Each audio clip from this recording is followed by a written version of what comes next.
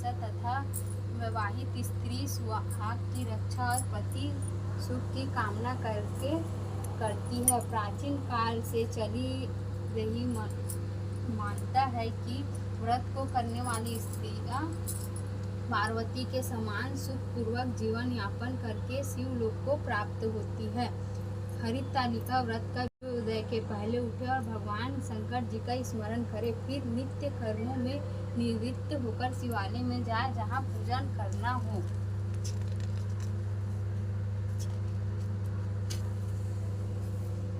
और कथा पढ़नी अथवा सुननी हो। यदि हो सके तो शिव मंदिर में शिव पार्वती पूजन के लिए केलों के वंदनवार इत्यादि अनेक पुष्पमालाओं से सुसज्जित एक सुंदर मंडप तैयार कर ले। सुहाग चाहने वाली स्त्रियों को शंकर पार्वती की बालू रेत की प्रतिमा बनाकर उसे इस मंडप में स्थापित कर पूजा करनी चाहिए। पूजा में शिव पार्वती से संबंधित कोई स्तोत्र अथवा शिव चालीसा का पाठ कर सकते हैं। तत्पश्चात एक चीज से नीचे लिखी कथा पढ़े। हरितालिका तीज की कथा। जिनके दिव्य केशों में मंदार कल्प वृक्ष के पुष्पों की माला शोभा देती है और जिन भगवान शंकर के मस्तक पर चंद्र और कंठ में मुंडों की माला पड़ी हुई है, जो माता पार्वती दिव्य वस्त्रों से तथा भगवान शंकर दिगंबर वेश धारण किए हुए हैं, उन दोनों भवानी शंकर को नमस्कार करती हूँ। कैलाश पर्वत के सुंदर शिखर पर माता पार्वती जी ने महादेव जी से पूछा, हे महेश्वर, मुझसे आप वह गुप्त वार्ता कीजिए जो सबके लिए सब धर्मों से भी सरल और महान फल देने वाले हो। हे नाथ, यदि आप भली भांति प्रसन्न हो तो आप मेरे सम्मुख प्रकट कीजिए। हे जगन्नाथ, आप यदि मध्य और अंत रहित हैं, आपकी माया का कोई पार नहीं है, आपको मैंने किस भांति प्राप्त किया, कौन से व्रत तप दान के पुण्य फल से आप मुझको वर रूप में मिले। श्री महादेव जी बोले, हे देवी, यह सुन मैं तेरे सम्मुख उस व्रत को कहता हूँ जो परम गुप्त, जैसे तारा गणों में चंद्रमा और ग्रहों में सूर्य, वर्णों में ब्रह्मांड,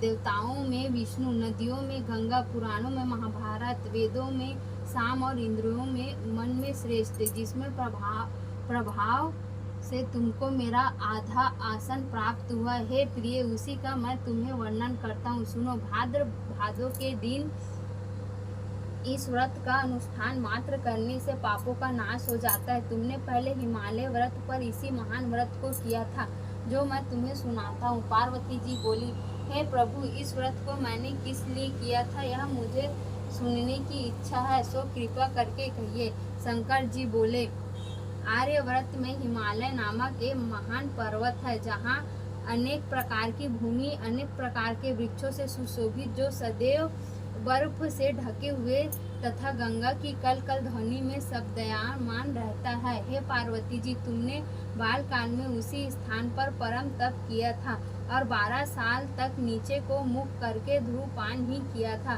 तब फिर से 64 वर्ष तक तूने बेल के सूखे पत्तों का भोजन करके ही तप किया और माघ के महीनों में जल में रहकर तथा वैशाख के माह में अग्नि में प्रवेश करके तप किया।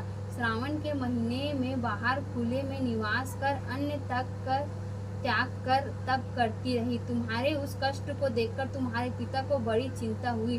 वे चिंता धूर्त होकर सोचने लगे कि मैं इस कन्या की किससे शादी करूं। इस अवसर पर देवयोग से ब्रह्मा जी के पुत्र नारद जी वहां आए। देव ऋषि बैठाया और कहा, हे मुनिवर, आपने यहाँ तक आने का कष्ट कैसे किया, कहिए क्या आज्ञा है। नारद जी बोले, हे गिरिराज, मैं विष्णु भगवान का भेजा हुआ यहाँ आया हूँ। तुम मेरी बात सुना।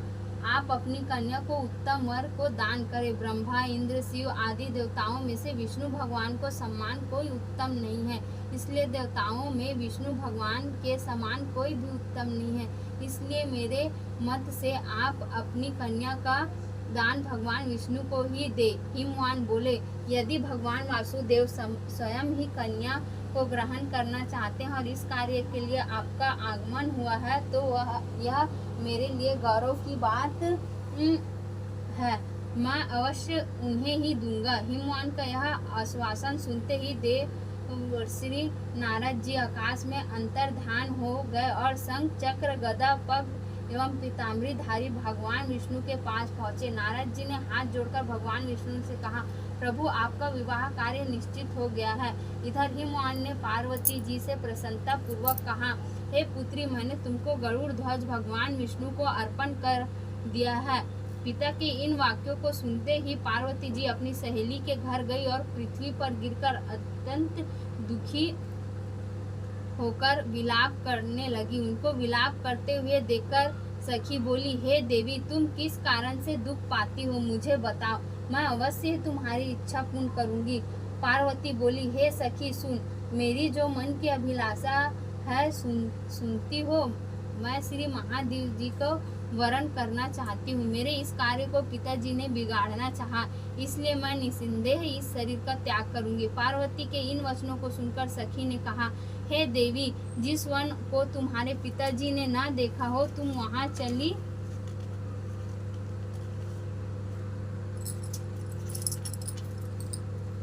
जाओ। तब देवी पार्वती, तुम अपनी सखी का यह वचन सुन ऐसे ही वन को चली गई। पिता हिमवान ने तुमको अपना घर न पाकर सोचा कि मेरी पुत्री को कोई देव, दानव अथवा किन्नर हरण करके ले गए हैं। मैंने नारद जी को वचन दिया था कि मैं पुत्री का गरुड़ ध्वज भगवान के साथ वरण करूंगा। हाय, अब यह कैसे पूरा होगा? ऐसा सोचकर वह बहुत चिंतित हो मूर्छित हो गए। तब सब लोग हाहाकार करते हुए दौड़े और मूर्छा तूत होने पर गिरिराज से बोले कि हमें आप अपनी मूर्छा का कारण बताओ। हिमवान बोले, मेरे दुख का कारण यह है कि मेरी रत्न रूपी कन्या को कोई हरण करने ले गया, या सर्प डस गया, अथवा किसी सिंह या व्याघ्र ने मार डाला। वह न जाने कहाँ चली गई, या उसे किसी राक्षस ने मार डाला। इस प्रकार कहकर गिरिराज दुखित होकर ऐसे कांपने लगे जैसे तीव्र वायु में चलने पर कोई वायु कांपता है, वृक्ष कांपता है। तत्पश्चात हे पार्वती, तुम गिरिराज साथियों सहित घने जंगल में ढूंढने लगे। सिंह, व्याघ्र, रीछ आदि हिंसक जंतुओं के कारण वन महाभयानक प्रतीत होता था। तुम भी सखी के साथ भयानक जंगल में घूमती हुई वन में एक नदी के तट पर एक गुफा में पहुंची। उस गुफा में तुम अपनी सखी के साथ प्रवेश कर जहाँ तुम अन्न जल का त्याग करके बालू का लिंग बनाकर मेरी आराधना करती रही। उस समय पर भाद्रपद मास की हस्त नक्ष युक्त तिथि के दिन तुमने मेरा विधि विधान से पूजा किया तथा रात्रि को गीत गायन करते हुए जागरण किया। तुम्हारे उस महाव्रत के प्रभाव से मेरा आसन डोलने लगा। मैं उसी स्थान पर आ गया जहाँ तुम और तुम्हारी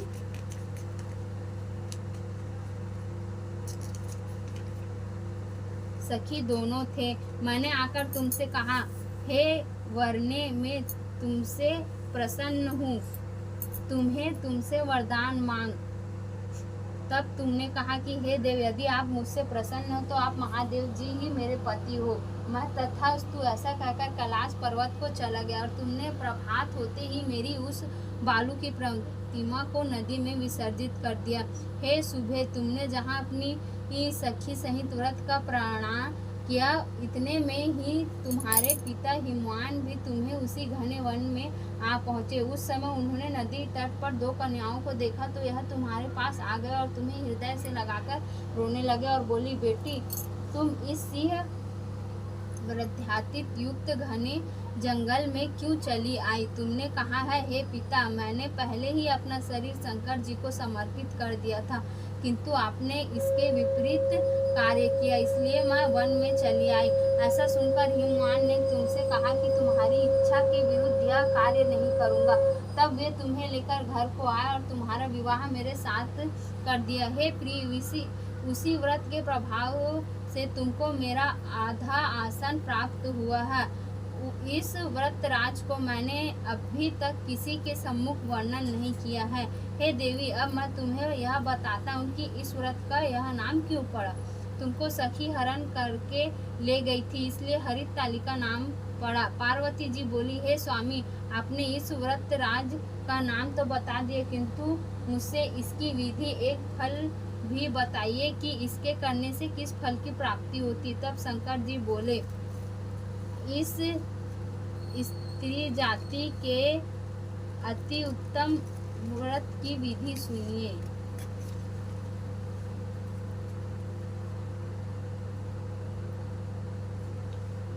सौभाग्य की इच्छा रखने वाली स्त्री इस व्रत को विधि पूर्वक करके केले के खम्भों में मंडप बनाकर उसे बंधन हारों से सुशोभित करके उसमें विधिवत रंगों के उत्तम रेशमी वस्त्र की चांदनी ऊपर तान दे, चंदन आदि सुगंधित द्रव्यों का लेपन करके स्त्री एकमात्र हो, शंख मेरी मृदंग आदि बजावे, विधि पूर्वक मंगलाचार करे के श्री गौरी शंकर की बालू निर्मित प्रतिमा स्थापित करे। फिर भगवान शिव पार्वती जी का गंध धूप पुष्प आदि से विधिवत पूजन करे, अनेक नैवेद्यों का भोग लगावे और रात्रि को जागरण करे।